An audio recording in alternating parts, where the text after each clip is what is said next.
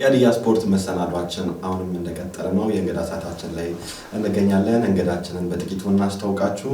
በኢትዮጵያ የግብ ጠባቂዎች አብዮት በተነሳበት በ80ዎቹ መጨረሻ ከተገኙ ኮከብ ግብ ጠባቂዎች መካከል አንዱ ነው። በስልጤ ዞን ተወልዶ እስከ 5 ዓመት ድረስ ይደግ እንጂ የእድሜውን አብዛኛውን ዘመን የኖረው በአዲስ አበባ ተክለ ሃይማኖት ጡረታ ሰፈር በምትባል አካባቢ ነው። ለረጅም ዓመታት የኢትዮጵያ ብሔራዊ ቡድንን በግብ ዘብነት አገልግሏል። እንግዳችን በክለብ ደረጃ በመብራት ኃይል ሲ ቡድን ጅማሮን አድርጎ ደብረ ብርሃን ብርድ ልብስ፣ አዲስ አበባ ፖሊስ፣ ኒያላ፣ ኢትዮጵያ ቡና፣ መከላከያ፣ ሙገር ሲሚንቶና በእግር ኳስ መጨረሻ እድሜ ላይ ለሐዋሳ ከነማ መጫወት ችሏል። በ2002 ዓ.ም ጓንት ከሰቀለ በኋላ ወደ አሰልጣኝነት በመግባት በግብ ጠባቂዎች አሰልጣኝነት ሐዋሳ ከተማ፣ ሲዳማ ቡና፣ ሀዲያ ሆሳና፣ ወልቂጤ ከተማ፣ የኢትዮጵያ ሴቶች ብሔራዊ ቡድን በተለያዩ እርከኖች ያገለገለውና በወጣቶች ፕሮጀክት ላይ በአሁኑ ሰዓት እየሰራ የሚገኘው አንጋፋው የግብ ዘብ ሳዳት ጀማል ከኛ ጋር ይገኛል። ጥሪያችንን አክብረህ ስለመጣ ከልብ እናመሰግናለን። በጣም እኔም ከልብ አመሰግናለሁ። ሳዳት፣ ያው ጨዋታችንን ለመጀመሪያ ያክል ያው ሳዳት ሲባል ጀማል የሚባለው የአባት ስም ይቀጥላል። ጋሽ ጀማል እና እግር ኳስ በጣም የተቆራኙ ናቸው። የቅዱስ ጊዮርጊስ ነባር ደጋፊ ከሚባሉት ውስጥ የሚጠቀሳሉ። ስለ ጋሽ ጀማል እግር ኳሳዊ አንተ ላይ ስላሳደሩት ተጽዕኖና አጠቃላይ ስለ ልጅነት ጊዜ ጥቂት አስታውሰን ነው። ያው እንግዲህ እኔ አባት ይታወቃል። ቅዱስ ጊዮርጊስ በጣም ልባዊ ደጋፊ ነው። ከ50 ዓመት በላይ ክለቡን ደግፏል። ያው እንግዲህ 50 ዓመት ረጅም ዓመት ነው። ያው እግር ኳስ ውስጥ የገባበት አጋጣሚ ደግሞ በጣም የሚገርም ነው። አስመራ ላይ ይመስለኛል ቅዱስ ጊዮርጊስ ከሆነ ቡድን ሲጫወት በወቅቱ ያው ታዋቂውና ዕውቁ መንግስቱ ወርቁ ያስቆጠራትን ጎል በማየት ነው። ከዛ በኋላ ነው በቃ ኦልሞስት ይሄን ያህል ዓመት ጊዮርጊስን በታማኝነትና በፍቅር እየደገፈ ያለው እና ፋዘር ለጊዮርጊስም ያለውን ፍቅር ወይም ያለውን ቦታ ስቲል አሁን ታሞ ወኔውና ፍላጎቱን ስታይ የጊዮርጊስን ቡድን ደግሞ ሽንፈት ሲሰማ የሚናደድበት የሚሰበርበትን ነገር ስታይ ምን ያህል ጊዮርጊስ ውስጡ እንዳለና በእግር ኳሱም ደግሞ ትልቅ የደጋፊዎች ከደጋፊዎች ትልቁና ዋነኛው ሰው ነው ማለት ይቻላል። ያው አሁን ታሞ ትንሽ ፓራላይዝድ ሆኖ ከስቴዲየም ቢጠፋም ነገር ግን አሁንም ልቡ አለ፣ ዜና ይሰማል። በተለይ ስለ ጊዮርጊስ ሁሌም ጥሩ ነገር መስማት ይፈልጋል። ኢቭን መዝሙሩን ጭምር ይዘምራል። የሚዘምራት መዝሙር አለች፣ እንባው እየተናነቀው የሚዘምረው መዝሙር አለና ጊዮርጊስ ያን ያህል ሊወደድ የቻለው ፋዘር ምናልባትም ያሁኑን አይደለም የቀደመውን ከዛ በኋላ የመጣበትን ጊዮርጊስ ቡድን በሚገባ ያውቀዋል፣ በሚገባ ደግፎታል። በጣም ብዙ ድሎች ነበሩ፣ ብዙ ደስታዎች ነበሩ። ሐረር መላው ኢትዮጵያን ፋዘር ያላካለለው ጊዮርጊስን በመደገፍ ቦታ የለም። ጊዮርጊስ ውድድር ካለው ትዝ ይለኛል አንድ የቤት ያክስታችን ልጅ አርፎ ሬሳ ቤት ውስጥ አለ። ጊዮርጊስ 8 ሰዓት ጨዋታ አለው አዲስ አበባ ስታዲዮም እና ያንን ጨዋታ አውቶቢሱን ያኔ መንገዱም ኮረኮንች ነው ቆይቷል። ሎንቺና የሚባል መኪና ነው የነበረ። ያንን ጊዜ ትዝ ይለኛል ያ ሬሳ ቤት ውስጥ እኛ ጋር ቤት ተቀምጦ 8 ሰዓት ላይ ስቴዲዮም ገብቶ መኪናውን ለ10 ሰዓት ቀጥሮታል። ሰው በቃ 10 ሰዓት ነው ጉዞ ብሎ ማለት ነው እና ስታዲዮም ገብቶ የጊዮርጊስን ጨዋታ አይቶ መጥቶ ሁሉ የሄደበት ነውና ከሬሳም ከልጆቹም ከሁሉም ነገር በላይ ነው ፋዘር ጊዮርጊስ። በጣም ደስ ይላል። እኔም ያው እግር ኳስን እንድጀምር ወደ እግር ኳስ እንድመጣ ካረጉኝ አንዱ አባቴ ነው። እሱም ምንድነው ያው በልጅነት ይዞኝ ወደ ስቴዲዮም ይገባል። ትምህርት ቤት እንኳን ካለ ጠብቆኝ ትምህርት ስንለቀቅ ሁሉ ይዞኝ ይሄድ ነበርና ወደ እግር ኳስ እንድመጣ የሱ ተጽዕኖ በጣም የጎላ ነው ማለት ይችላል። እሺ ሳዳት፣ ያው አባት በአንድ እጁ አንተን በአንድ እጁ የጊዮርጊስን አርማ ይዞ ወደ ስቴዲየም ይገባ ነበር። በዛ ሰዓት ትልቅ ግብ ጠባቂዎችን ታይ ነበረ። በዛ ሰዓት በልጅነት በመገባበት ሰዓት ላይ ያያቸው ግብ ጠባቂዎች ምናልባት ግብ ጠባቂ እንድትሆን አነሳስተዋል ማለት ይቻላል? አዎ በጣም እኔ በጣም በወቅቱ ያው የምታደንቃቸው በርካቶች እኔ በጣም ልጅ ሆኜ ካየሁት ተካበን አይቻለሁ። ደሳለኝ ገብረ ጊዮርጊስ በጣም ተጽዕኖ የሚፈጥሩብኝ ሰዎች፣ በለጠ ወዳጆን፣ መላኩ የሚባል ህንፃ ኮንስትራክሽን የሚጫወት የነበረ ግብ ጠባቂ፣ ቢኒያም የሚባል ኦሜድ ላይ የነበረ በረኛ፣ እነ መሰለ መብራት ኃይል፣ መድን ላይ ስትሄድ የነበሩ እነ ጃሬ በርካቶች አሉ። እኔ አሁን ስማቸውም ብለጠራ ያኔ ኦልሞስት ሶስቱም የቡድን ግብ ጠባቂ ሶስቱም ኃይለኞች ናቸው። አንዱ ወጥቶ አንዱ ቢገባ ያኛው ለመግባት ችግር ነው ምክንያቱም ሁሉም አንድ አይነት ብቃት የነበራቸው የምታደንቃቸው። እኔ ግን ዋናው ወደ ግብ ጠባቂ ከሳቡኝ አንዱ ያው ደሳለኝ ገብረ ጊዮርጊስ ነው። ደሳለኝ ገብረ ጊዮርጊስን ምናልባትም ያው በጊዮርጊስ በኩል ስለነበረ የሚጫወት የነበረው በጣም ትኩረት ሰጥተን እናይ ነበር። አባቴም ይዞኝ ስለሚገባ ብያለሁና የደሳለኝ ብቃት ይለይ ነበር። ምናልባትም 13 ዓመት የኢትዮጵያ ብሔራዊ ቡድን ሳያቋርጥ የተጫወተ ሰው ነው። በጊዮርጊስም በጣም በርካታ ድሎች ያሳካ ኤርትራ ጫማም እያለ አውቀዋለሁ እና ጎበዝ በረኞች ነበሩ። ያው ተጽዕኖ የፈጠረብኝም በመግባቴ እነዛን በማየቴ ነው ወደ በረኛ የመጣሁት። የመጀመሪያ በክለብ ደረጃ ለመብራት ኃይል ነው መጫወት የቻልከው፣ ለመብራት ኃይል ሲ ቡድን ማለት ነው። በ1985 መብራት ኃይልን ስትቀላቀል ምልመላው ምን ይመስል ነበር? ያንተስ ቆይታ በመብራት ኃይል ምን እንደሚመስል ጥቂት አጫውተናል። ያው ያን ጊዜ በጣም ከባድ ነው ማለት ትመዘገባለህ። መጀመሪያ መዝገባው 1300 ምናምን ሰው ሊኖር ይችላል፣ 1500 ሊደርስ ይችላል። ሁሉም ክለብ ማለት ይቻላል። ጊዮርጊስ ትመዘገባለህ። ለምን መብራት ኃይል ካልተሳካ ጊዮርጊስ ትሞክራለህ። መድን ትመዘገባለህ፣ ጊዮርጊስ ትመዘገባለህ፣ ቡና ትመዘገባለህ። በጣም በርካታ ክለቦች ሲነበራቸው እርሻን ጨምሮ እነ ኪራይ ቤት የሲዎች ውድድር ከዋናው ውድድር ሁሉ ይበልጥ ነበረ። ሲ ላይ የነበረው እንቅስቃሴ ከባድ ስለነበረ ማለት ነው። የነበሩ ተጫዋቾችም አሁን ምናልባትም አሁን ላለው የእግር ኳሳችን መውደቅ የነዚህ መሰረት መጥፋት ነው ብዬ መውሰድ ይቻላል። ዛሬ ላይ ፕሮጀክት አለ ይባል እንጂ በአግባቡ የሚደገፍ በአግባቡ የሚመራም አይመስለኝም። እና ያን ሰዓት የነበሩ አሰልጣኞች በራሱ እኔ አሁን መብራት ኃይል ስገባ ቢረጋ ይባላል፣ ዘሪሁን ተክሌ ቢረጋ ይባላል እና የቀድሞ የኢትዮጵያ ብሔራዊ ቡድን የመብራት ኃይል ተጫዋች የነበረ ነው። ሲ አሰልጣኝ ነው። 1000 ምናምን ሰው እንግዲህ መመልመል ከዛ ውስጥ 25 ሰው መምረጥ በጣም ፈተና ነው። የሚመጡ ተጫዋቾችን ስታይ በጣም በብቃት ያለው የተወሰነ ነው ማይችል ብለህ የምትለው እና እኔ እንደ አጋጣሚ ሆኖ መብራት ኃይል በዛ ገባሁኝ። ምርጫ ነበረ፣ የተወሰነ ምርጫ ነው ያየኝ። ከዛ በኋላ መጨረሻ ላይ ምርጫ ነው ይሄን ነው ሲለጠፍ 25 ውስጥ ተይዣለሁኝ። ስለዚህ መብራት ኃይል ደግሞ ያኔ መግባት ማለት ኢትዮጵያ ውስጥ ያው እንግዲህ ከነበሩ በታዳጊ ላይ ከሚሰሩ በርካታ ታዳጊዎችን ካፈሩ ክለቦች አንዱ መብራት ኃይል ነውና ታዳጊ ላይ ስትገባ ደግሞ የነበረ ኮንፈርት ነበር። መብራት ኃይል ከታች ሲ ጀምሮ ቢ ዋናው ቲም ድረስ ያለው አመጋገብ ስርዓቱ፣ የልምምድ ማቴሪያሎች ሁሉ ነገር በቃ ቤዝ ይዘህ ነው የምትሄደው። መብራት ኃይል እየወደድክ እንድትሄድ የሚያደርግ አካሄድ ነው የነበረውና ያ ደስ ሲል ነበር። ስናድግም 10 ልጅ 11 ልጅ ነው ወደ ላይ የምታድገው። ከዛ ከዋናው ቡድን ደግሞ የተለያየ ክለብ ይሄዳሉ። በጥሩ ያው የቋሚ የክፍያም ምን ሊሆን ይችላል የሚወጡ አሉ እና ቶሎ መተካካቱ ነበረ። በአጋጣሚ ያው መብራት ኃይል ከዛ ሁሉ መሃል ተመርጬ ያው በመብራት ኃይል ቀርቻለሁ። ግን ብዙ ክለቦች ላይ ተመዝግቤ ነበር። መብራት ኃይል ስለተሳካ የትም አልሄድኩኝም። እሺ መብራት ኃይል ያው ይታወቃል፣ በርካታ ተጫዋቾችን አፍርቷል። ለምሳሌ አንዱ አንተነህ የ90ዎቹ 80ዎቹ የነበረው መብራት ኃይል ታዳጊዎችን ማፍራት አሁን ላይ ያለበት ደረጃ ይታወቃል። ጭራሽ በኢትዮጵያ ፕሪሚየር ሊግ ላለመውረድ የሚጫወት ክለብ ሆኗል። በርካታ እግር ኳስ ላይ ተጫዋቾችን ያፈራው ቡድን አጥቶ ጭራሽ ወጣት ቡድኖቹም ጠንካራ እንዳልሆኑ ይታወቃል። ችግሩ ምንድነው ብለህ ታስባለህ አንተ? እኔ ችግሩ በቃ ምንም እንትን የለውም፣ አደረጃጀት ይፈልጋል። በአሁኑ ሰዓት ያው በርካታ ችግሮች አሉ። ታዳጊዎቹ ላይ እምነት የለም። የሚፈለገው ያው የሚታወቁ ተጫዋቾች ከክለብ ክለብ በማዘዋወር ንግድ ነው የተያዘው። የኢትዮጵያ እግር ኳስ እኔ ንግድ ነው የምለው። አሁን ላይ የነጋዴዎች ስብስብ እንጂ የኢትዮጵያ እግር ኳስ የሚያስብ ስብስብ አለ ብዬ አላስብም። ስለዚህ በዋናነት አደረጃጀቱ መስተካከል አለበት። በዚህ ላይ መንግስት ጣልቃ መግባት አለበት። ምክንያቱም 80% ወይም 85% የሚሆነው ክለቦች በመንግስት ውስጥ ነው ያሉት። ለምን ያኔም እኮ መብራት ኃይል የመንግስት ቡድን ነው፣ ግን በጣም ለስፖርቱ ይሰጥ የነበረው ትኩረት በጣም የተሻለ ነበር። ከታዳጊ አሁን ከሲ ያለው በጣም ተስፋ አለው። ቢ ሲገባ በጣም ነው ተስፋ ያለው ደስ እያለው። ከቢ ደግሞ ዋናው ቡድን ሲገባ ዋናው ቡድን ላይ ልክ ስሜቱ መብራት ኃይልም ብሎ ነው የሚጫወተው። አሁን ላይ ግን ያለውን ነገር ስታይ በዝውውር ነው የመጣው። ስለ መብራት ኃይል ምን ገዶት የሚቀጥለው ዓመት ሌላ ክለብ ገንዘብ አግኝቶ መሄዱን እንጂ ስለ መብራት ኃይል ወረደ ወጣ እሱ ችግር የለም። ደላላ አለ፣ በዛ በደላላ አማካይነት ይሄዳል እና አሁን ላይ ትኩረት ለታዳጊዎች መሰጠት አለበት።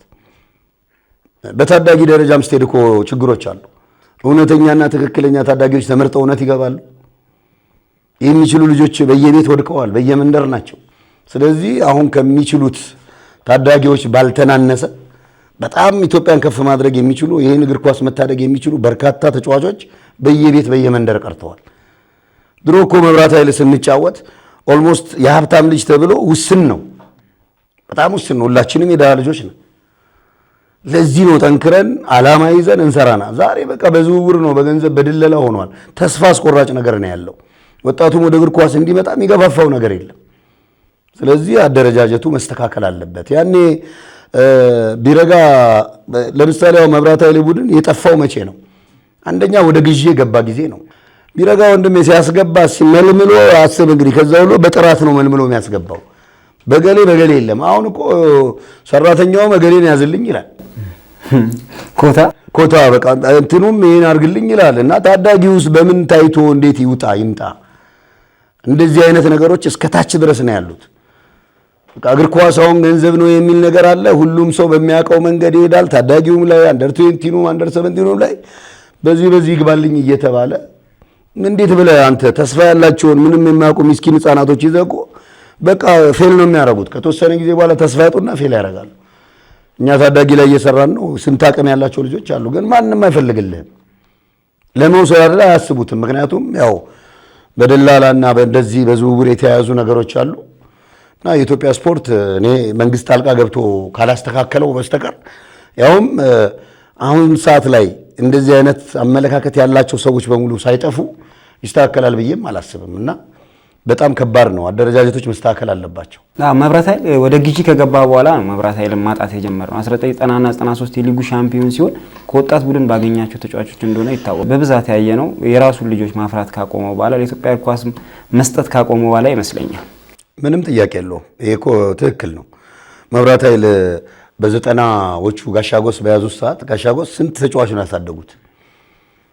በእነ አንዋር ትንሿ፣ እነ ዮናስ ገብረ ሚካኤል፣ እነ አለማየሁ ዴል ፔሮ፣ እነ ማነው ሙሴ ንፍታለም፣ እነ ዳንኤል ሻው በቃ የሚገርም ቡድን። 2 ዓመት ፕሪሚየር ሊግ እኮ አሳምኖ ዋንጫ የሚበላ በጣም አስፈሪ ግሬስ የነበረው ቡድን። ከዛ በፊት ወደ 85 ስትሄድ በእነ ኤልያስ ጀዋር ጊዜ እነ ኤልያስ ጀዋር፣ እነ ዳንኤል ክፍሌ እነ ማን ነው አሉ እነ ጠንክራ አስናቀ ታላላቅ ተጫዋቾች ምርጥ ቡድን ኤልያስ ጀዋር የነበሩበትን ጊዜ ታስታውሳል። ያ ጠንካራ መሰረት ያለው አመራር ነበር መብራት ኃይል። ያኔ የነበሩ አመራሮችን የእውነት እናመሰግናለን። ዛሬ እኮ ለታዳጊና ለእንትን እንዲህ ትኩረት እኮ ራሱ መስጠት የለም። በቃ ዋናው ቡድን ላይ ነው ገንዘብ ያለው ስብስቡ ሁሉ ነገር ያለው እዛ ነው። ያኔ መብራት ኃይል እኮ ሲዩን መጥቶ ኮሚቴ ያያል። እንዴት ደስ ይለን ነበርኝ። ሲዩ የሚጫወትበት ሜዳ አሰልጣኞች ይመጣሉ፣ ኮሚቴ ይመጣል፣ ይገኛል። በቃ ያያሉ። ገባ ቪዥን። ይሄ ልጅ ነገ ያድጋል፣ ይሄ ልጅ ነገ ይጠቅመናል ነው የሚባል የነበረው መብራት ኃይል ውስጥ። አሁን ያለ ብዬ አላስብም። ያ ቢኖር መብራት ኃይል በዚህ ቁመና ውስጥ እናየዋለን የሚል እምነት የለኝም። ላለመውረድ የሚጫወት ጭራሽ በጣም እኮ የሚገርም ነው። እና መብራት ኃይል አሁንም የአሰራር ለውጥ መደረግ አለበት። መብራት ኃይልን የሚወዱ መብራት ኃይልን ያገለገሉ መብራት ውስጥ ተጫውተው ያለፉ በጣም ስነ ምግባር ያላቸው እኮ በርካታ ቋሚ ሰራተኛ ውስጥ ያሉ ሰዎች እነሱ ለምን ወደ ስፖርቱ ያመጧቸው? አይፈለግም። እነሱ እኮ የመብራት ኃይል ማሊያ የለበሱ ናቸው። ቢያንስ ለማሊያው ይቆረቆራሉ፣ ቢያንስ ማሊያውን ይወዱታል። እነ ጉልላት ፍርድ ያውን ይቅርታ አድርግልኝ በጣም ብዙ ልምድ ያለው ምርጥ ነገር ያለው ልጅ ነው። ለምንድን ነው የሚጠፋው ከዛ ቦታ ላይ? ለምን እንደነዚህ አይነት ሰዎችን ማምጣት አይፈለግም? ከዛ በላይ ዝም ብሎ ይሄ በጓሮ የሚገናኙት ነገር ላይ ነው ትኩረት ያለውና መብራት ኃይል አሁንም ተጫውተው ላለፉ መልካም ስነ ምግባር ያላቸው ተጫውተው ያለፈው ሁሉ ይሁን አይደል፣ መልካም ስነ ምግባር ያላቸው በቋሚ ስራ ውስጥ ያሉ በሰል ያሉ ወደ አመራርነት ቢመጡ በእርግጠኛ መብራት ኃይልን መታደግ ይቻላል። ያለበለዚያ አሁን ባለው የቢዝነስ ገበያ ላይ መብራት ኃይል አሁንም ሁሌ እየተንገዳገደ እንዲኖር ነው የምትፈርድበትና ይሄ በርካታ ታላላቅ ተጫዋቾች እንደ ኢትዮጵያ እኮ እንደ መብራት ኃይል ተጫዋች ያፈራ እኮ የለም። እነ አንዋር ያሲን፣ እነ ዳንኤል ፌንጣ፣ እነ ማንዴላ፣ እነ መስፍን ፒስ፣ ተስፋዬ ታደሰ ምን ስንቱን ጠርቼ እነ ክፍሉ መብራቱ፣ እነ አስራት ገብሬ በጣም በርካቶችን እኮ ታነሳለ። መብራት ኃይል ላይ በጣም ብዙ እንደው ስማቸውን መጥራት ባይቻልም እና ሊቆጭ ይገባል። መብራት ኃይል ያን የመሰለ ነገር ያጣበት ነገር መሆን የለበትም። እነ መድን የነበራቸው ታዳጊ አሁን እኮ ሲዩ የቢው ውድድር ትገረም ነበረ። እዛ ስታዲየም ዙሪያ ትንሿ ስታዲየም ዙሪያ ይካሄዳል፣ ጃን ሜዳም ይካሄዳል። የሚያየው ህዝብ ብዛት ልክ ስቴዲየም እንደሚታይ ነው ህዝብ የሚያየው። ለማራኪ እግር ኳስ ነው ያለው፣ ማራኪ ጨዋታ ነው የምታየው። በማን ነው የሚሰለጥኑት ብትል መድንም ከራሱ ቲም ከወጣ ሰው ነው። በቃ ቡና ገበያ የነበረው ቢ-ቡድን ሲ-ቡድን በወቅቱ ያንን አሁን ወደዛ ሙድ ለመምጣት እኔ በአጠቃላይ አሁን ያለው ይሄ የጓሮ አካሄድ የዚህ የሌብነት አካሄድ በጣም ኳሱ ላይ ያለው ኮራፕሽን ካልተስተካከለ ይከብዳል። በጣም ከባድ ነው። መብራት ኃይል ላይ ጅማሮን አደረግ። ከዛ በኋላ ደብረ ብርሃን ብርድ ልብስ፣ በመቀጠልም አዲስ አበባ ፖሊስ ላይ ነበር መጫወት የቻልከው። አዲስ አበባ ፖሊስ በተጫወትክበትና በምትለቅበት ወቅት ላይ ለአንድ ሳምንት ያክል ለእስር ተዳርገ ነበር። ጥቂት እስኪ ስለዛች ነገር አጫውት። ያው እንግዲህ ከኤልፓ ያው እንደወጣው ደብረ ብርሃን ብርድ ልብስ ነው በአጋጣሚ የገባሁትኝ። ደብረ ብርሃንም በጣም ደስ የሚል በቃ ነገርኩ እኮ እንደው ስፖርት መሪውን ይመስላል፣ በቃ የስፖርት ኃላፊውን ይመስላል የሚባል ነገር በወቅቱ የነበሩ የደብረ ብርሃን ብርድ ልብስ ስራ አስኪያጅ እኔ ስማቸውን አላውቀውም እንጂ በጣም የሚገርሙ ስራ አስኪያጅ ነበሩ። ለክለቡ ያደርጉት የሆነ የነበረ ነገር እኛ እንግዶች ነን እንግዲህ ያው ለሙከራ ሄጂ በሙከራ ነው የገባሁትና ያን የመሰለ ፍቅር የነበረው ቡድን ነው። ስቲል እስካሁን እንገናኛለን ያን የተጫወትን ልጆች እና የሚገርም ቡድን ነበር። በአጋጣሚ ያው ከባድ ቡድን ምድብ ደረሰን። ባንክ፣ ሐዋሳ ዱቄትና መብራት ኃይል እንግዲህ እነ ኤልያስ ጆሃር ነው የደረሱን የነበረውና ያንን ወደ ፕሪሚየር ሊግ ለመግባት ውድድር ቶርናመንቱን ያው ሳናልፍ ቀረን እንጂ ያው ምርጥ ቡድን ነበርን። የደረሰን ምድብ ከባድ ነበር። ባንክና መብራት ኃይል ነው ተያይዘው ያለፉት፣ ሁለቱም ጠንካራ ቲም ስለነበሩ። ደብረ ብርሃንን በጣም ህዝቡንም ስፖርት ወዳድ ነው፣ ስፖርት አፍቃሪ ነው። በጣም ለእግር ኳስ ራሱን የሚሰጥ ነው በእውነት። የደብረ ብርሃን ህዝብንም በጣም ነው ማመሰግነው። የነበረን የ4 ወር 5 ወር ቆይታ ጥሩ ጊዜ ነበረ። ከዛ በኋላ አዲስ አበባ ፖሊስ ነው የገባሁትኝ። አዲስ አበባ ፖሊስ ላይ በቃ ፍቅር ትጠላለ። በቃ በጣም የሚፋቀር የሚዋደድ አንድ የሆነ ደሞዛችን አንድ አይነት ነው። ፋሲሊቲ አልጋችን አንድ አይነት ነው። አንሶላችን፣ ብርድ ልብስ ሁሉ አሁን አንድነትን ያመጣል ያ ነገር ታውቃለህ። በቃ ምንም የተለየ ነገር አታይም። ካኪ ሲመጣ ወታደር ልብስ ሲመጣ አንድ አይነት ነው የሚደርስ እና በዚህ ውስጣችን አንድ ሆነ። ከዛ በላይ ደግሞ አሰልጣኛችን ተገኔ ነጋሽ በጣም የሚገርም ሰው ነው። እንዴት እንደሰበሰበንና ያን ቡድን እንዴት ሰብስቦ የሚገርም ቡድን እንደሰራው ራሱ ይገርማልና በአዲስ አበባ ፖሊስ ቆይታዬ ከታች ከሁለተኛ ዲቪዚዮን ወደ አንደኛ ዲቪዚዮን ከአንደኛ ዲቪዚዮን ደግሞ ወደ ከፍተኛ ዲቪዚዮን የሚባል አለ። ከዛም ወደ ምን ሊግ ነው እስኪገባ ድረስ 4 ዓመት ፖሊስን አገልግያለሁ ከዋንጫ ጋር። ያው መጨረሻ ላይ እንግዲህ ኒያላ ኢንስትራክተር አብርሃም መብራቱ ነበር የያዘው። በአጋጣሚ ቡናም በወቅቱ ስዩም አባተ ጠይቆኝ ቡና ልፈርም ነው እኔ ወደ ሜክሲኮ እየሄድኩኝ ቀጥሮኝ ማለት ነው እየሄድኩኝ ደበበ እንግዳ ወርቅ የሚባል የስፖርት ወዳድ በጣም አሁንም የስፖርት ቤተሰብ ነው። እሱ ያየኝና እዛ ሜክሲኮ ጋር ይጠራኛል። እዛ ጠራኝ። እዛ ጸለረ የሚባል ካፌ ነበረ። ይዘውኝ ገቡ። እንዲያው አሁን ቡና አትጫወትም አሊ ያለ የሚል ነገር እውነት ነው ሳስበውና ማልጫወት ከሆነ ምንም አያደርግልኝም ብዬ እዛ ጋሽዩም እዛ ጠብቆኝ እኔ ኒያላ ወርጄ ኒያላ ፈረምኩኝ። 10,000 ብር ያኔ ብዙ ነው። ደሞዝ 1700 ብር ነው፣ ብዙ ነው። ኒያላ ፈረምኩኝ። ከዛ በኋላ ነው እንግዲህ ኒያላ ከፈረምኩ በኋላ ዝግጅት ሄድን። መልቀቂያ በተከታታይ ጠየቅኩ። አንተ ወታደርና አይሰጥህም እያሉኝ ቆየን። ከዛ ዝግጅት ኒያላ ገባን። 1 ሳምንት ነው እንደሰራን ያው መጡ እንግዲህ 2 ማቃቸው። አንዱ ህዝብ ግንኙነት የሚሰራ ኃይሉ የሚባል ጓደኛዬ ነው በጣም እና አንድም ማን ነው የሚባል በቃ ማቃቸው ፖሊሶች ናቸው ብቻና መስታወት አለ እንዴ ሲገቡ እኔ እንዲህ ቁጭ ብለህ ከዚህ የሚያጣብቅ ከኋላ ይታያል።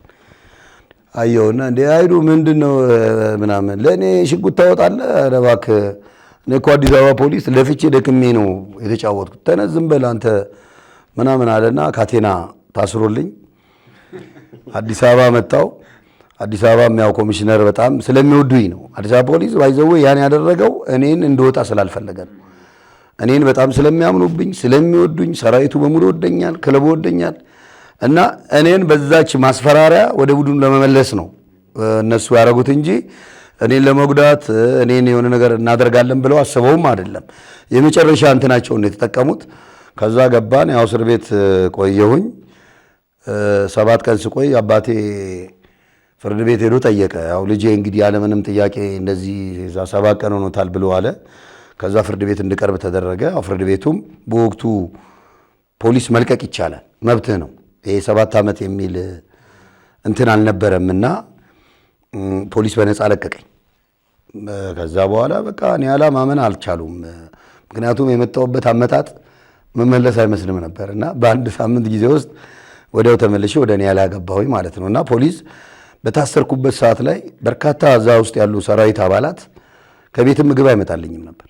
ምግብ የሚሰጡኝ ጠዋት ቁርስ የሆነ ፖሊስ ይዞ ይመጣል፣ ምሳ የሆነ ፖሊስ ያመጣልኛል፣ ራት የሆነ ፖሊስ ያመጣልኛል። እና እንዲህ አይነት ፍቅር ነበረን። ያ ግሩፕ አሁን ማህበር አለን፣ የአዲስ አበባ ፖሊስ የቀድሞ ተጫዋቾች ማህበር አለን። ያው በየወሩ እየተገናኘን እንትን እንላለን። እኔ አንዴ ነው የተገኘሁት፣ ግን ክፍያ አለ። ያው ክፍያዬን በተገቢው መንገድ እከፍላለሁ። በቴሌግራም ቻናል አለን፣ በዛ እየተቀያየርን በጣም የድሮውን ቤተሰባዊነት ነው ስንገናኝ የምናወራው። በቃ የፖሊስም ቤት ነው። የፖሊስ ቤት ባህሪ ምግባችን ብታይ ትገረማለህ።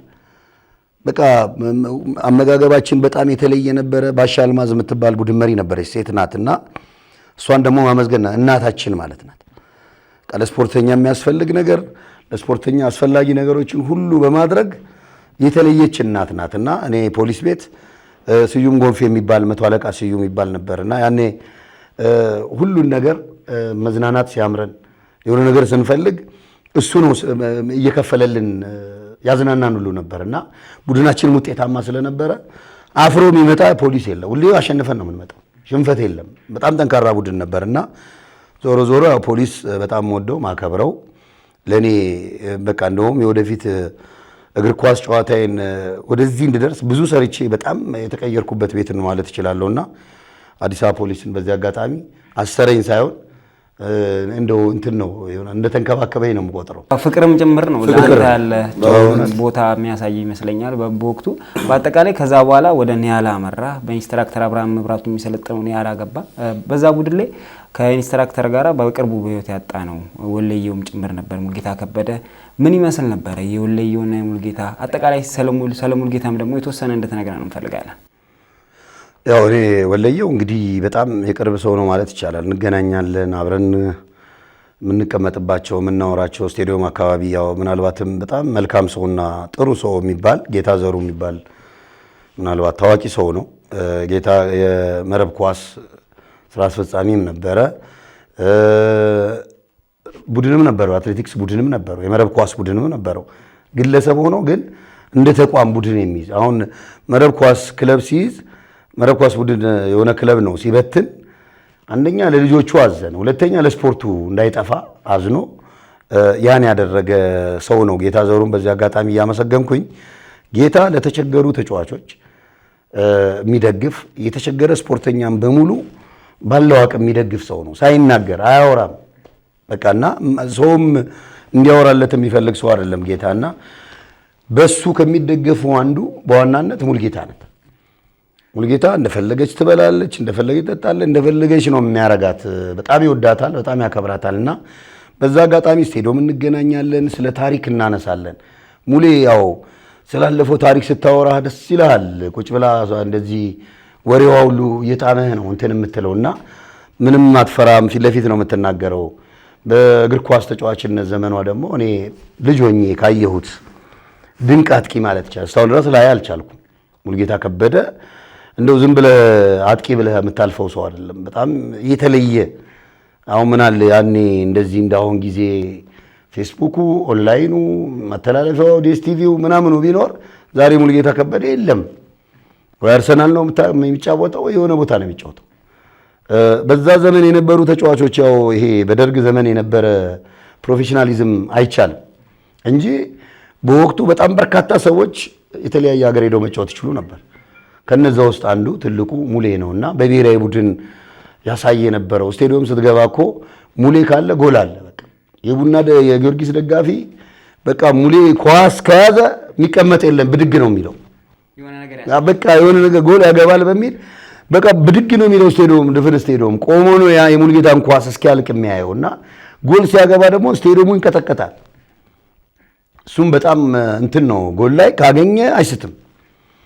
በቃ በተአምር ካልወጣበት በስተቀር እንደው በተአምር ካልወጣ በስተቀር ሙሌ ጎል በመጨረስ ማንም እስካሁን ድረስ እኔ አየው ልል አልችልም። እና ሙሌ እኔ ተዳግሬም የምጨርሰው ነገር አለ ብዬ አላስብምና አላህ ያው ነፍሱን አላህ የጀነት ያርገው ነው ምለው። ጥሩ ልጅ ነው፣ የዋህ ነው፣ በጣም አሪፍ ሰው ነው። ግን በአሰልጣኝነቱ ደግሞ ያው የተሳካለት ነገር ላይ አልነበረም። ምክንያቱም እሷ በጨዋታ ዘመኗና ከጨዋታ ዘመኗ በኋላ ወደ አሰልጣኝነቱ ብዙም ትኩረት የሰጠው አልመሰለኝም እና ለዛም ነው ኒያላም በነበረ ሰዓት ደስ የሚል ጊዜን አሳልፏል። ያው ስለሚያከብሯትም ምናምን ነው እና በስልጠናው ላይ ግን ብዙም ገፍታ ሄደች አይደለችም። ዞሮ ዞሮ በሀገራችን ትልቁ ተጫዋች የነበረ ነው፣ ኮከባችን ነው። በጣም እንወደዋለን፣ በጣም እናከብረዋለን። ያው በመቀጠል እንግዲህ ያው ኒያላ ከገባው በኋላ ኢንስትራክተር አብርሃም መብራቱ የእውነት ልዩ አሰልጣኝ ነው። እንዴት ቡድን መያዝ እንዳለበት፣ እንዴት ቡድን ውጤታማ ማድረግ እንዳለበት፣ እንዴት ተጫዋችን ማኔጅ ማድረግ እንዳለበት የሚያውቅ ገና በልጅነቱ የትልቅ አስተሳሰብና አእምሮ የነበረው አሰልጣኝ ነው። ኒያላ ስንገባ በገባንበት ዓመት አዳማ ላይ ነው ውድድር ያደረግነው። ይሄ ምንድነው የቱሪዝም ቀን የሚል ውድድር፣ ያው ክረምት ዝግጅት ላይ ሆነን እዛ ተጫወትን። ዋንጫ ሻምፒዮን ሆነናል። እንግዲህ ከፕሪሚየር ሊግ ክለቦች እዛ ዝግጅት ከነበሩት ጋር ነው ተጫውተን ሻምፒዮን የሆነው። ከዛም በኋላ ያው አመቱን ሙሉ በሚገርም ውድድር ፉክክር ሻምፒዮን ሆነን በአንድ አመት 2 ዋንጫ በልተናል። የኢትዮጵያ የከፍተኛ ዲቪዥንና የኢትዮጵያ ሻምፒዮናን በልተን ደግሞ ወደ ምን ሊግ ነው አንደኛ ሊግ ነው ምናምን የሚባል ገብተናል። ከዛም እንደገና አርባ ምንጭ ሻምፒዮን ሆነን ደግሞ ወደ ከፍተኛ ሊግ ገባን። ከዛ ደግሞ ወደ ፕሪሚየር ሊግ ገባን። ስለዚህ ኒያላም የነበረኝ ቆይታ በዋንጫ የታጀበ በድል የታጀበ ነበር እና ኒያላ በዚህ አጋጣሚ ኢትዮጵያ ውስጥ ከነበሩ ክለቦች ኮንፈርት ያለው በጣም ታላላቅ የሚባሉ መሪ ነገርኩ እኮ በቃ በወቅቱ የነበሩ አቶ ምናሴ ይባላሉ ስራ አስኪያጁ። እንዲሁም አሁን የልብ ህሙማን ፕሬዚዳንት አቶ ወንዱ የሚባሉ ሰውዬ ካወቃቸው አሁን ፋውንዴሽን ከፍተው የሚሰሩ አቶ ወንዱ፣ እነዚህ ሰዎች በጣም ለክለቡ የነበራቸው ለተጫዋች ደግሞ የሚጨነቁ ለክለባቸው በተለይ የሚጨነቁ ኒያላ ከውጭ ነበር ቱታ የሚመጣው መለያው ብታየው ትገረማለህ። እና አቶ ምናሴ የሚባሉ ስራ አስኪያጅ በጣም ለክለቡ ምንም ነገር ማድረግ የሚፈልጉ ታላቅ ሰዎች ናቸውና ክለቦች ሁሌም መሪያቸውን ነው የሚመስሉት። እና የተሻለ መሪ ከላይ ካለ፣ የተሻለ ስራ አስኪያጅ ካለ፣ የተሻለ ነገር ካለ በቃ ቲም ያድጋል። አሁን ባለው ነገር ማናየው ነገር ይሄ ነው። ስለዚህ ይሄ ነገር መስተካከል አለበት እያልኩኝ በኒያላ ቆይታዬም የድል ጊዜ ነው። በጣም የሚያምር ወቅት ነውና ደስተኛ ነኝ በጣም። ወደ አንድ ወቅት ለታዳጊዎች የኢትዮጵያ ብሔራዊ ቡድን ወደ ተመረጥክበት አጋጣሚ እንለፍ። አሰልጣኝ ሰውነት ቢሻው ከቀድሞ የፊፋ ፕሬዚዳንት ሴፕ ብላተር ጋር በጃን ሜዳ ጉብኝት እያደረጉ ሳለ ነበር ያዩት፣ አንተን ማለት ነው። በዛ በወቅቱ ላይ ለታዳጊ ቡድን አንተን ሲመርጡ ከታችኛው ዲቪዥን ተጫዋች ሆነ ነበርና ጊዮርጊስ የለም መብራት ኃይል የለም፣ ዋናው ብቃት ነው በሚል ነበር የተመረቀው። እስቲ ስለዛ አጋጣሚና አንተን ሰውነት ቢሻው ስለመረጡበት አጠቃላይ ነገር አስታውሳል። በመጀመሪያ አሰልጣኝ ኢንስትራክተር ሰውነት ቢሻው አሰልጣኝ ብቻ አይደለም፣ አባትም ነው፣ ቤተሰብም ነው፣ ፍጹም ቅን ነው። ጋሽ ሰውነት ዝም ብለህ የምትገልጸው ሰው አይደለም። ምናልባትም ከ30 ዓመት በኋላ አፍሪካ ዋንጫ ሻምፒዮና ሲሆን ጋሽ ሰውነት በስፖርት ውስጥ የነበረው መልካም ነገሮችን ሁሉ ቆጥሮ ፈጣሪ እንደሰጠው ነው የምቆጥረው። ባደረጋቸው መልካም ነገሮች ሁሉ አንድም ተጫዋች ጋሽ ሰውነት አይበድልም። አንድንም ተጫዋች በክፉም ያይ አይደለም። ሁሌም ተጫዋችን መጥቀም የሚፈልግ፣ ሁሌም ተጫዋች የተሻለ ቦታ እንዲደርስ የሚፈልግ ታላቅ አባት ነው። እኔ ያው ጋሽ ሰውነትን ከዛ ፊት እኔ ሕፃን ነኝ ብዙም አላቅም። ጋሽ ሰውነት ግን ከዛ ፊት ጭማድ በርካታ ክለቦችን በማሰልጠን የመብራት ኃይልን ጨምሮ በአሰልጣኝነት ልምድ የነበረው በታዳጊ ብሔራዊ ቡድን በወጣትም ብሔራዊ ቡድን ያው በርካታ ዓመት ያሰለጠነ ሰው ነው። እንደ አጋጣሚ ነው ያው እኔ አዲስ አበባ ፖሊስ ሲጫወት ነው እንዳልከው ቅድም አየኝ። ከዛ ታዳጊ ብሔራዊ ቡድን ተመርጬ እንግዲህ ሆቴል ነው የመጣሁት። ለመጀመሪያ ጊዜ ነው ሆቴል የምመጣበትም አገባብ። ያኔ አዲስ አበባ ፖሊስ እያለን ብዙም ነገር የለም ያኔ እና መጣን። ያው ከፖሊስ ነው የመጣሁት። ከመጣሁ በኋላ ራስ ሆቴል ነው የገባ ነው።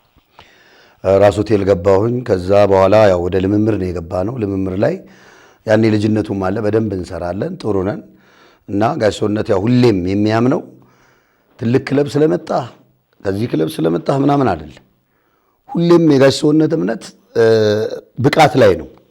ለዚህ ነው አሁን እንደ ጋሽ ሰውነት አይነት ሰው ለምን ጠፋ ብለህ ከአሰልጣኝነቱ ለምን ጠፋ ብለህ ብትል አይመቹም። ለዚህ ዘመን እንትን እንዴት ይመቻሉ? በቃ ገንዘብ አይደለም እነሱ የሚፈልጉ ብቃት ነው። ከአንተ የሚፈልጉት ጥቅም የለም። አንተን ማሳደግ ከፍ ማድረግ እነሱ በአንተ እንትን ማለት ነው የፈለጉት። ዛሬም ብዙ ዓለም ላይ የምታየው ሰውነት ቢሻው ያላሰለጠነው ተጫዋች የለም። ያ ደግሞ ለጋሽ ሰውነት ኩራት የሚሆነው እሱ ነውና እኔንም ታዳጊ ባመጣኝ ወቅት እንግዲህ ከአዲስ አበባ ፖሊስ መርጦኝ ነው ናይጄሪያ ይዞኝ የሄደው። የመጀመሪያ አውሮፕላን ላይ የሰቀለኝ ጋሽ ሰውነት ነው እና በእውነት እኔ ጋሽ ሰውነትን በዚህ አጋጣሚ ከልብ ነው ማመሰግነውም። ትልቅ እውቀት አለው፣ ትልቅ አቅም አለው። እንግዲህ ይህ አቅሙን አሁን ላይ የኢትዮጵያ እግር ኳስ ፌዴሬሽን እየተጠቀመው ነው ያለው። ይሄ በኢንስትራክተርነት አሰልጣኞች ስልጠና እየሰጠ ነው። አሰልጣኞች ለማፍራት ልክ እንደሱ አይነት ታላቅ አሰልጣኞችን ለማፍራት እየሰራ ያለበት ነገር አሁንም የበለጠ ልንጠቀመውና እውቀቱን ጋሽ ሰውነት በጣም የብዙ እውቀት ባለቤትም ነው። አካዳሚካሊም ምንድነው በትምህርትም ታላቅ ሰው ነውና አገራችንም እድለኛ ናት እንደዚህ አይነት ኢንስትራክተር ኖሮ ዛሬ ለነዚህ ተጫዋቾች ለተለያዩ አሰልጣኞች ስልጠና መስጠት መቻሉ በራሱ ጋሽ ሰውነት አሁንም ከስፖርቱ ያልወጣ ጠንካራ ሰው ነውና ረጅም እድሜ ረጅም ጤና እመኝለታለሁ በዚህ አጋጣሚ ለጋሽ ሰውነት። እሺ ብሔራዊ ቡድን ላይ እንቆይ። ሳዱላ 1993 ላይ የተካሄደው 12ኛው የአፍሪካ ሻምፒዮን ነበር፣ የወጣቶች ሻምፒዮን ላይ በኢትዮጵያ እግር ኳስ ትልቅ ስኬት ተብሎ ከሚታሰቡት ውስጥ ቀዳሚ ይመስለኛል። ምክንያቱም ኢትዮጵያ ብሔራዊ ቡድን በዓለም ዋንጫ መሳተፍ የቻለበትን እድል ያመቻቻችሁበት ትልቁ አጋጣሚ ነው አርጀንቲና ላይ ነበረውና ኢትዮጵያ ላይ ነበር የተጀመረው። ውድድሩ የተካሄደው 1993 መጋቢት 9 ነበር ካልተሳሳኩና በዛ ውድድር የቡድኑ አባል ነበርክ። በአሰልጣኝ ጋርዚያቶ ፈረንሳይ አሰልጣኝና በአሰልጣኝ ገብረድናይ ላይ ነበር ቡድኑ ሲመራ የነበረውና ኬንያ ዝግጅት ታረጉ ነበረ። አጠቃላይ ለ3 ወር ለ2 ወር ፕሪሚየር ሊጉ ተቋርጦ ነበር። እናንተ ካምፕ ሆናችሁ ኬንያ ድረስ ዝግጅት ነበር። ስለዛ ቡድን እንድታወራን እንፈልጋለን። ምክንያቱም በሀገሪቷ ትልቁ ስኬት ተብሎ ከሚታሰበው አንዱ ነው። 1980 ላይ ሴካፋ ነበር። ከዛ በኋላ ግን በዓለም መድረክ ላይ የተሳተፍንበት ትልቅ እድል በኢትዮጵያ ብሔራዊ ቡድን ሌጀንድ የነበሩ ተጫዋቾችም ጭምር የተሳተፉበት ነው።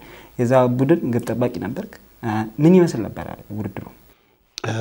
ያው እንግዲህ ያን ትውስታ ምናልባትም ታሪክ ነው፣ ትልቅ ታሪክ ነው እና በኢትዮጵያም እንዳልከው ለኢትዮጵያም ትልቁ ታሪክ ነው። ምናልባትም በኢትዮጵያ ዓለም ዋንጫ የተሳተፈ በየትኛውም እንትን የለም፣ ዓለም ዋንጫ የተሳተፈ ቡድን የለም። የኛ ቡድን ነው የተሳተፈው። ለዛ ደግሞ እዛ ቡድን ውስጥ ሆኖ መኖር ጆይን አድርገህ ተጫውተህ ደግሞ ማሳለፍ የራስን ታሪክ የበለጠ ነው የሚያጎላውና እኔ ሁሌም እልም ነው ይመስለኝ ስቲል እስካሁን ድረስ ማለት ነውና ያ ቡድን ስብስቡ ገና ሲጀምር ጋርዚያቶ ያው በጣም ከባድ ነው፣ ትሬኒንጉ በጣም ከባድ ነው። በጣም ነው የምሰራው፣ አመጋገብ ጭምር ነው ሲያስተካክል የነበረው። ምናልባትም ከዛ በፊት አገራችን ላይ ውሃ ጠጣ ነበር የምትባለው፣ ትከለከል ነበር። ውሃ ያመጣው ጋርዚያቶ ነው። ትሬኒንግ ሰርተ ውሃ መጠጣት ያመጣው ጋርዚያቶ ነው። ምንም ጥያቄ የለውም። ሻይ ነበር የምንጠጣው እረፍት ላይ ሻይን ጠጣ ነበረ።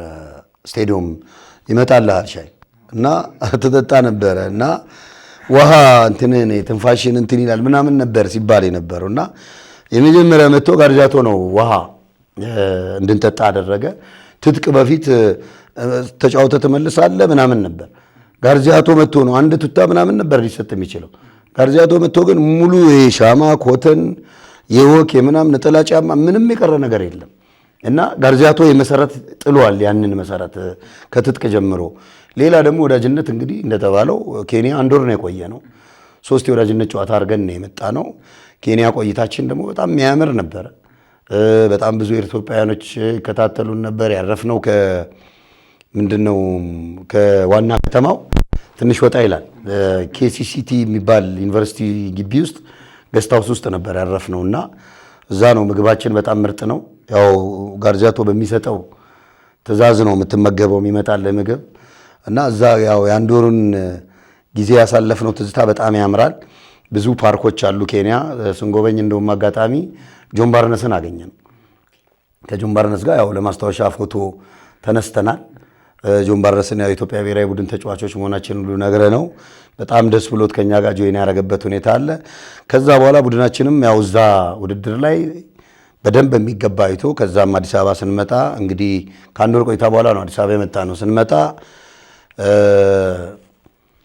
የተደረገው ምን ነው ያው የሚቀንሰውን ሰው ጋርጃቶ ቀንሶ አሊዝም አለ 18 ተጫዋች ነው የሚይዘዋል። 16 ተጫዋች ሁለት በረኛ አበቅ አሊዝም አለ 18 ተጫዋች በቂ ነው አለ። ኧረ እባክህ አሊዝም አለ። ምንድነው የሚያስበው ጋርጃቶ ከ18 በላይ ወሬኛ ነው ቲቪ በጠብጣል የሱ አስተሳሰቡ እንጂ አለመያዝ እንዲህ ጠልቶ ምናምን አይደለም። እና በ18 ልጅ ይመስለኛል የተጫወት ነው በረኛ እኔና አዳሙ ብቻ ነን የነበር ነው። እና 18 ልጅ ነው የሚይዘው የሚል ነገር ነው ይዞ የተጫወት ነው። ልክ ያው ውድድሩ በጣም አጓጊ ነው። እዛ ቡድን ላይ ገና የመጨረሻ ምርጫ ቀን አሁን በረኛ ስንመረጥ 4 በረኛ ዞን ነው ሄደው ወደ መብራት ኃይል ሜዳ ጋርጃቶ ብቻውን 4 በረኛ 3 አሰልጣኝ ሆኖ ነው ሄደው። ፈተናው እዛ ላይ ነበር። የመጨረሻ ፈተና ሲፈትነን ምን ያህል እንግዲህ ሁሉም በረኛ ጠንካራ እንደነበረ የምታየው። የመጨረሻ ፈተና ሲፈትነን በተለያየ ኤክሰርሳይሶች ነው የፈተነን። ከዛ በኋላ በቃ እንደመጣን ሆቴል ሁለቱን መቀነሳቸውን ነገረና እኛ ሁለታችን መቅረታችንን ነገረ። ከዛ እዛ ቡድን ውስጥ ስትያዝ ያለው እፎይታ አስበው። እንደገና ይሄ ዓለም ዋንጫ ነው፣ የዓለም ዋንጫ አፍሪካ ዋንጫ ነው አዲስ አበባ ላይ የሚዘጋጀው ውድድሩ አፍሪካ ዋንጫ ነውና እዛ አፍሪካ ዋንጫ ላይ መሰለፍና መታየት ያው ታሪክ ነው። ያንን ማግኘት ከባድ ነገር ነውና መታደልም ነው እድለኝነትም ነው። በወቅቱ በጣም በርካታ ምርጥ በረኞች አሉ። ግን አንዳንዴ እድልም ካንተ ጋር ይሆናል፣ ብቃትም ደግሞ ልፋትም ካንተ ጋር ይሆንና ወደዛ ትመጣለህና ያው ውድድሩ በጣም ደስ የሚል ነው። የመጀመሪያ ጨዋታ በካሜሩን ተሸነፍን። ሁለተኛ ጨዋታ ላይ ከግብጽ ጋር አቻ ነው የወጣ ነው። ያው 2-2 ወጣን። የመጨረሻው ጨዋታ ከደቡብ አፍሪካ ጋር ለመጫወት የሶስተኛው ጨዋታ ከደቡብ አፍሪካ ለመጫወት ስንል ግብጽና ካሜሩን ይመስለኛል እንትን ውስጥ ገቡ። ከናንተ ጌም በፊት እናንተ ስቴዲየም ቁጭ ብላችሁ ጨዋታ እያያችሁ እነሱ አቻ ከወጡ ተያይዘው ያልፋሉ። አዲስ አበባ ስቴዲየም ደጋፊ ማስጠንቀቂያ ሰጣ፣ ወደ ሜዳ ገባ። በቃ አንድ ልጅ ነው በዛ በመብራት ኃይል ደጋፊዎች በኩል ዘሎ ገባና የኮርናውን እንጨት አንስቶ ብጥብጥ ተነሳ። በቃ በጣም ከባድ ረብሻ ነበር። በጣም ከባድ ረብሻ፣ በጣም ብሶ ነው የተጎዳው። እና ስቴዲየሙ ያ የተሰራው ለዝግጅት ለአፍሪካ ዋንጫ ለዝግጅት የወጣ የተሰራ ነገር በሙሉ ነው ያበላሸው ህዝቡና ህዝቡ ስሜቱ ነው። ምክንያቱም በሀገራችን እንደዚህ አይነት ነገር አንዳ ተጫውቶ ማለፍ እየቻሉ ንቀት ነው እዛ ጋር ሲቀባበሉ መዋልና ያን አላስችል ያለው የኢትዮጵያ ህዝብ እንግዲህ እኛ ላይ ምን አመጣ? ጫና መጣ። ለኛ ግን ከጫናው በላይ የሰው ወኔ የበለጠ ልብን የሰጠን የበለጠ መነሳሳትን ነው የፈጠረብን። የበለጠ ይህን ህዝብ ሀገራዊ ስሜቱን ካሳየን እኛ ደግሞ በቃ ሜዳ ላይ መሞት አለብን፣ ሬሳችን መውጣት አለብን ነው የተነጋገርነው። ልክ ፊፋ ያንን ከወሰነ ጊዜ ጀምሮ ውሳኔውን ያው እንደምታውቁት ከባድ ውሳኔ ነው። ከ2 ጎል በላይ ማግባት አለባችሁ ተባለን። እኛ ከ2 ጎል በላይ ነው የሚያሳልፋችሁ አሉ። እነዛን ደግሞ የግድ መሸናነፍ እና ቢቢቂላ ስቴዲየም እነሱ ጫወቱ፣ እናንተ አዲስ አበባ ስቴዲየም አዲስ አበባ 2 ቦታ ላይ አፍሪካ ጋር እነዛ እዛ ሆኖ ተባለ። እንግዲህ ያው የማይደርስ የለም። የጨዋታው ቀን ደረሰ። የጨዋታው ቀን ምሳ ሰዓት ላይ እንዲህ ወክ ትወጣለህ። ጋርጃቶ ምግብ ከበላም በኋላ የተወሰነች ደቂቃ ወክ ታደርጋለህ። ፊቱን ተቀብቶ ባንዲራ ይዞ በቃ ስል ይዘሃል። አሁን ሰዓቱ በቃ አልቆ ሜዳ ሰዓት ደርሶ ከዛ በኋላ ያለውን ድባብ ውስጥ ለመቀላቀል በቃ ምን አይነት ነገር ይፈጠራል ብለን ያው ሰውነት ስላለ እና የህዝቡን ስሜት ስላለ ስልኮች በጣም ይደወላሉ። ክፍል ላይ ስልክ በጣም ይደወላል። አደራችሁን አይዟችሁ ይላል ሰውና ይሄን ሁሉ ነገር እኛ ወደ ጫና አይደለም የሚወሰድነው። በእውነት እኔ በወቅቱ የነበረው ያ ቡድን በጣም የሚገርም ቡድን ነው። በቃ ምክንያቱም ጫና ወደ ጫና ሳይወስድ አይ በቃ ዛሬ አሸንፈን ይህን ህዝብ ማስደሰት አለብን ወደሚል ነው የመጣው። ያ ቡድን እንግዲህ ምናልባትም በፎቶም ማየት ይቻላል፣ በቪዲዮ የሚታይ ይሆናልና ልክ ምሳ ሰዓት ላይ ተነጋገሩ ተባልን። ተነጋገርን። የተነጋገርነው አንድ ነገር ነው። ይህ ህዝብ አይለቀንም። ዛሬ እዚህ ሜዳ ላይ ወይ ሬሳችን ነው የሚወጣው ወይ እኛ ይህን ህዝብ አዝደስተነው መውጣት አለብን ተባብለን ተነጋግረን በአንድ ልብ ገባን ወደ ሜዳ። እንግዲህ ሜዳ ላይ የነበረው ነገር ደቡብ አፍሪካ ግራ እስኪገባው አንቀልቅለን 4-1 አሸነፍን። እኔ ዳኛ የመጨረሻዋን ፊሽካ ሲነፋ ወዴት እንደሄድኩኝ እንዴት እንዳልኩም አላውቀውም። ምክንያቱም ያሰክራል፣ ደስታው በቃ ያሰክራል። ከስቴዲየም እንዴት እንውጣ? ኢትዮጵያ ሆቴል እንግዲህ ስንት ደቂቃ መንገድ ነው። ኧረ እባካችሁ አንድ ላይ እንዳይደፈጥጡን፣ መኪናው ተከቧል። ያ በቃ እንግዲህ ስታየው ይሄ ምናልባትም በእውነት ነው የምልህ እድለኛነት ይጠይቃል። ያን አይነት ነገር ለማግኘት እድለኛነት ይጠይቃል። ያ ህዝብ ሌሊቱን ሙሉ ሲጨፍር አደረ። ሆቴል በር ላይ የመጡ ሌሊቱን ሙሉ ሲጨፍሩ እስከ ጠዋት ድረስ ጭፈራው አልበረደም። ከዛም በኋላ ወተን መንገድ ላይ ስንሄድ ሁሉ በቃ ህዝቡ በቃ እንትን ሆነ። ሰው ያው አንድ ዓለም ዋንጫ ነው ያለፍነው። ሁለተኛ ህዝባችን በቀደም ዕለት የደረሰበት የሞራል ውድቀት ነበረ። የተጎዳም በጣም ብዙ ሰዎች ነበሩ። ተጎድቶ ሆስፒታል የገቡም ሰዎች ነበሩ። የነዛንም ጭምር እንባ ነው ያበሰውና ሀገራችንንም ህዝብ ከዳር እስከ ዳር ያስጨፈረ። ምናልባት እኛ ቤት አዲስ አበባ ሰፈሬ ተክለ ሃይማኖት ሙሉ ህዝብ ገብቷል። እነ ዮናስ ገብረ ሚካኤልም አብሮኝ ነው እኔ አንድ ሰፈር ነንና ሙሉ ህዝብ ገብቷል። በሰዓቱም እኔ ሰፈር ላይ ሳዳት አደባባይ ብለው ማታውን ተክለው አድረዋል። አስፋልት ላይ የምጫወትባት ቦታ ነበረች እና ያን አይነት ስሜት የነበረው ምርጡ የኢትዮጵያ ብሔራዊ ቡድን ነበር። ከዛም በኋላ ብዙ በፊትም በኋላም ብዙ ብሔራዊ ቡድኖች አሉ። ሁሉም ብሔራዊ ቡድን ያው ሀገር ነው የሚወክለው። በጣም ደስ የሚል ነው። ግን ያን ጨዋታ ለኛ ልዩ ታሪክ የሚያደርገው ሁለት ነገር ነበረው። ከባዱ ነገር ነበረ ያ መስዋዕትነት ተከፍሎ ውጤት ባታመጣ የሚፈጠረውን ነገር ማሰብ አያቅትም መቼም። የህዝቡ ስሜት ከባድ ስለነበረና ዞሮ ዞሮ ሀገራችንን ያው ፈጣሪም የሚወደው ሀገር ስለሆነ ፈጣሪም ጠብቆን በፈጣሪም እርዳታ በእኛም ጥረት አሸንፈን ዓለም ዋንጫ ሀገራችንን አሳልፈናል። የዛም ታሪክ ባለቤት ነን። እዛ ታሪካዊ ቡድን ውስጥ እንዳለ ይታወቃል። ከዛ በኋላ ወደ አርጀንቲና ያላመራህበት ምክንያት አነጋጋሪ ነበረ። አንተም ሚካኤልም ከፊት አጥቂ የነበረው እና 3 ተጫዋቾች መቀነስ አልነበረባቸውም፣ እግር ኳሳዊ ምክንያት አልነበረም የሚል ጥያቄዎች በተደጋጋሚ ይነሳ ነበር። ጋርዚያቶ ላይ ብዙ የሚነሱ ጥያቄዎች እንዳሉ ሆኖ ለምሳሌ በጣም ምግብ ተጫዋቾች ከምግብ ኖርማሊ ማግበስበስ የለባቸውም ብሎ የሚወስናቸው ውሳኔዎች አሉ። እናንተ ደግሞ ከድብቅ ምግብ በጎን እየበላችሁ በጣም ይርባችሁ እንደነበረም ሰምተናልና ከዛ ብሔራዊ ቡድን መቀነስ ምን ነበረ? ብዙ ሰው አይስማማም። እናንተ ተቃውሞ ሙላ ነበረ። ቡድን ውስጥ ወሳኝ ተጫዋቾች ነበራችሁ፣ ግን ተቀነሳችኋል። በተለይ 3 ተጫዋቾች። ያው በወቅቱ እንግዲህ ጋርዚያቶ የራሱ የመሰለውን ነው። ያው ፈረንጅ አሰልጣኝ ነው የመሰለውን። ከኔ ጋር እንኳን የሆነ ሰዓት ላይ ምናልባትም ግምገማ ነበረና ግምገማ በዛ እንደጣላን ማን ሙሉ ቡድኑ ያውቃል ከኔ ጋር ሰውየው ጥሩ ነገር ውስጥ እንደሌለ። እንደውም ያስቀረኝም አፍሪካ ዋንጫ ራሱ መቅረቴ ገርሟቸዋል።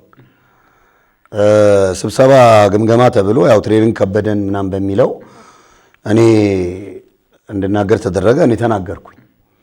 ያው ትሬኒንጉ ቢቀነስ ትሬኒንጉ በጣም እንደበዛ ምግብ ደግሞ አመጋገባችን ላይ ምናምን ብዬ ስናገር አስተርጓሚው እንግዲህ ምን ይበለው አላቅም። ከዛን ጊዜ ጀምሮ ጠመደኝ። በቃ እንዲህ ጠመደኝ፣ ጠምዶ ያዘኝ። ከአርጀንቲናው ብቻ እንዳይመስል በድጋሚ ሲመጣ የኢትዮጵያ ብሔራዊ ቡድን ውስጥ አለው። እኔ በጣም ቶፕ በጣም ጥሩ የነበርኩበት ሰዓት ነው። በጣም አሪፍ ያለውበት ሰዓት ነው። እንደውም ኢትዮጵያ ሆቴል እኔ ከኋላ ስከተለው እሱ እየሮጠ ነው የወጣው። ልጠይቀው ነው? አዎ በቃ በጣም ያው ቂሙን ነው። እኔ ልጠይቀው ስከተለው እየሮጠ ነው ወጥቶ በኋላ ብዙ ቦታ እንትን ብሏል ተደውሎ ምናምን። እኔ ተው በቃ የተባልኩበት ነገር አለ። በወቅቱ የነበሩ ፕሬዝዳንት ጋር ደውሎ ያው እንትን እያለኝ ነው ምናምን አይነት ነገር አለ። ቁጭ ብለን ገና የግብ ጠባቂዎችን ሲጠራ እኔ ብድግ ብሎ ነው የሮጠው። እኔም ልክ ገና ሲጠራ በረኞችን ሲጨርስ ግብ ጠባቂዎችን ብድግ አልኩኝ። ምናልባት ዮርዳኖስ አባይ ሁሌ ይስቃል። አብረን ስለነበርንም የተቀመጥነውም ከዛም በኋላ አብረን ስለነበርን ሁሌያችን ነገር እያስታወሰ ዮርዳኖስ ሁሌ የሚስቅባታል እና ያው እንግሊዝኛውም አይችልም እሱም እኔም እየሰባበርኩ ነው ማወራው። እየሮጠ ወደ ሆቴል እኔም እየተከተልኩትኝ በኋላ ያዙኝና መለሱኝ። ከዛ እሱም ደውሎ በወቅቱ ለተከበሩ ዶክተር አሸብር ደውሎ ነገረ። እሳቸውም በቃ ተው የሚል ነገር አሉኝ። በቃ እኔም ያው ቂመኛ ሰው እንደሆነ ገባኝና ምንም ማድረግ አልቻልኩኝም። በነጋታው መጥቼ ያው ከምቀጣ ሊያስቀጣኝ ቢጽፍብኝ ያስቀጣኛል። በነጋታው መጥቼ ትሬኒንግ ሜዳ ሶሪ ብዬው ወደ ክለቤ ሄድኩኝና በወቅቱ በጣም ጥሩ ኮንዲሽን ላይ ነው ያለው። ጥሩ ነኝ። ሙገር ሲሚንቶ ነበርኩ። ደግሞ ብሔራዊ ቡድን ላይ ጥሩ ጆይን እያረኩኝ ነው። አጋጣሚ መጥቶ እሱ ቀነሰኝ እና ያቺን ቂም ይዞ ነው ጋርጃቶ አንድ ቂም ከያዘ ያዘ ነው። በዛ ነው ሌሎች አሁን አለማየሁ ዴልፔሮ መቀራል ነው እነሱ መቅረት ያለባቸው ሰዎች አይደሉም። ካሊድ መሐመድ ጥሩ የነበረች ናት እና ያው የሱን እንግዲህ አንድ አሰልጣኛው የራሱ ስራ ስለሆነ ምንም ማድረግ አትችልም። እንደገና የፈጣሪም ፍቃድ ስላልሆነ ነው። በዛ ነው የምወስደው እኔ። ጋርጄቶ ጋር ትንሽ ከቆየን አይቀር ግብ ጠባቂዎችን አይናችሁን አስመርብሮ ነበረ። ምክንያቱም ምን ነበር ብለህ ታስባለህ?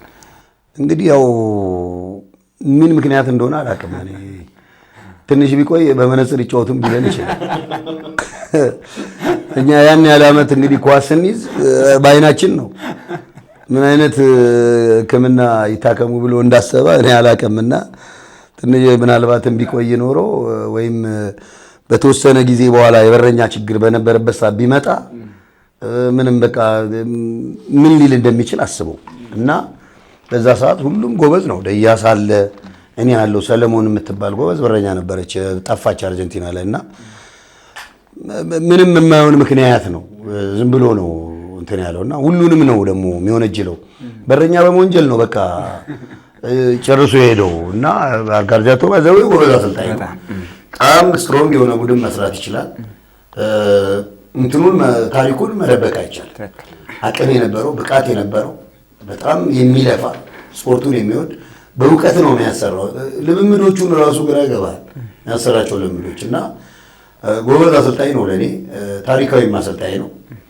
ያው ቀነሰኝ ብለህ ምንም ስለሱ የምታወራው ነገር አይኖርም። ብቃቱን ብቃት ነው ብለህ ነው መናገር ያለብን። ያው ውድ ጊዜን ሰውተህ ነው የመጣኸው። የማዕከላዊ ኢትዮጵያ ክለቦች ሻምፒዮና እየተደረገ ነው የሚገኘው። አንተም በዛ ውድድር ላይ በቴክኒኩ ዘርፍ እያገዝክ እንደምትገኝ ይታወቃል። ሁለተኛው የማዕከላዊ ኢትዮጵያ ክለቦች ሻምፒዮና ውድድር ምን ይመስላል?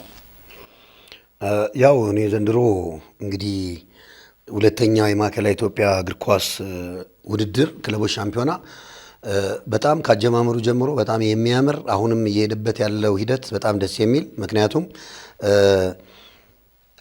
መሪዎቹን ነው ብያለሁ። ስራ አስፈጻሚዎቹ አምና ከነበረው ነገር ዘንድሮ በጣም ብዙ ነገሮችን ተምረው ቅድመ ጥንቃቄ አድርገው ኮሚቴዎች በትክክለኛው ቦታቸው እንዲገኙ በተለይ ደግሞ አቶ አለም ፓንተ እዚህ ቦታ ላይ መገኘት በጣም ትልቅ የሙያ አጋርና ትልቅ ሰው እንደመጣ ነው የምቆጥረውና ያን በማድረጋቸው ተገቢ ሰዎችን ከዚህ በፊት ኮምፕሌኖች ነበሩ። እነዛን ኮምፕሌን ሁሉ ሰብረዋል። ውድድርና ስነ ስርዓት እንደገና ውሳኔ አሰጣጥ ላይ ሁሉ ነገር በጣም በሚያምር ሁኔታ እንዲሄድ ያደረጉት ስራ አስፈጻሚዎቹን በዚህ አጋጣሚ ማመስገን ፈልጋለሁ። በመቀጠል ደግሞ ውድድሩን ሊሳተፉ የመጡ ክለቦች ደግሞ ፍጹም ጤናማ የእውነት ያላቸውን አቅም ሁሉ ተጠቅመው እየተጫወቱ የሚችሉትን ሁሉ እያደረጉ ያለበት ሂደትን ስታይ ደስ የሚል ነገር ውድድር ነው ያለው። ጤናማ ነው፣ በሰላም እየተካሄደ ነው።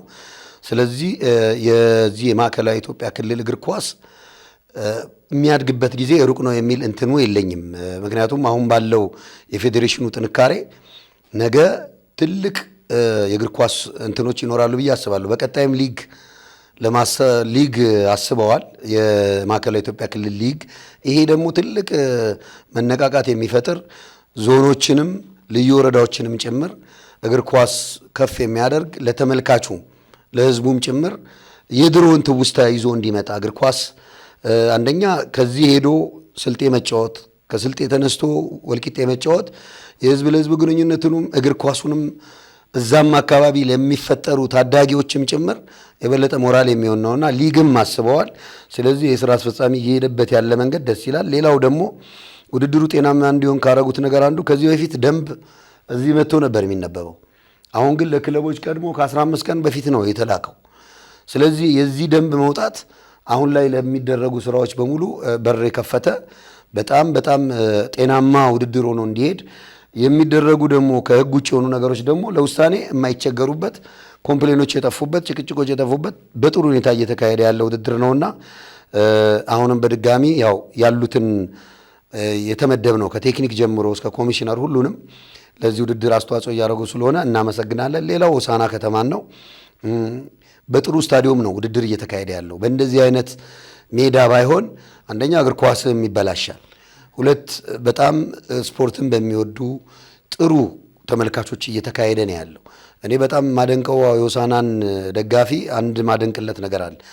በየትኛውም እግር ኳስ ላይ ጥሩ የሆነን ቡድን መደገፍ እንጂ የእሱም ቡድን ቢሆን ከተበለጠ ለዛኛው ለበለጠው ቡድን የሚሄዱበት አግባብ በጣም የሚያስደስት ነውና አሁንም በደጋፊዎች ዘንድም ያለው ጤናማ ነገር በጣም ያስደስታል።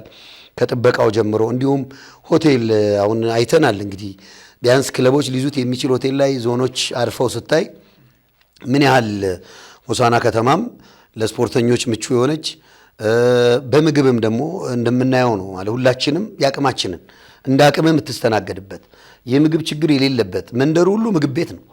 መንደሩ ሁሉ ምግብ ነው የምትበላው እና ሰውም እንግዳ አክባሪ ነው። የእውነት ነው፣ በጣም እንግዳ አክባሪ ነው። ወንበር ተነስቶ የሚያስቀምጥ ህዝብ ነው።